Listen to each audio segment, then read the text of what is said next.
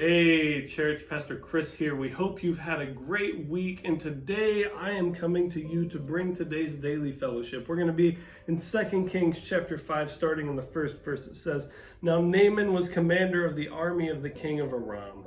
He was a great man in the sight of his master and highly regarded because through him the Lord had given victory to Aram. He was a valiant soldier, but he had leprosy.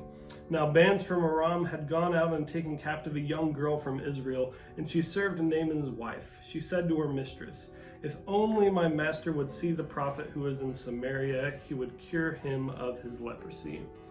We have this man Naaman. Naaman is a powerful man, maybe the most powerful man in the land at the time, commander of the most powerful army in the land. Naaman seems like he has his stuff together.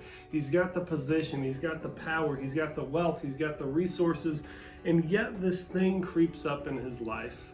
This leprosy, this skin disease that would make him a social outcast, that would ruin his life and his relationships and everything about him. He has this situation come up that seems like it's the end of the road. And yet in the midst of that, a young girl from Israel comes.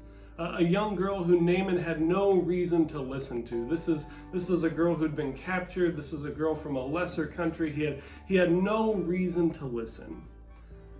And yet it's really strange that in the voice of this young girl comes this message of hope for Naaman, that he can go to the prophet in Israel and experience healing.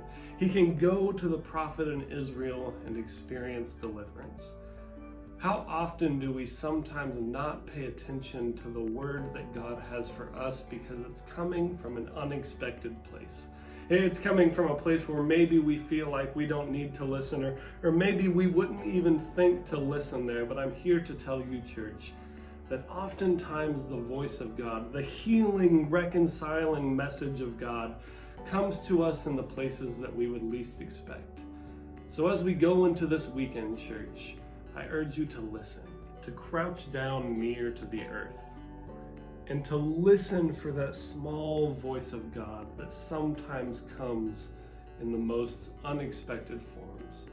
Church, I pray that you would hear the healing, reconciling voice of God in your life this weekend and in the week to come. You are loved and you are prayed for.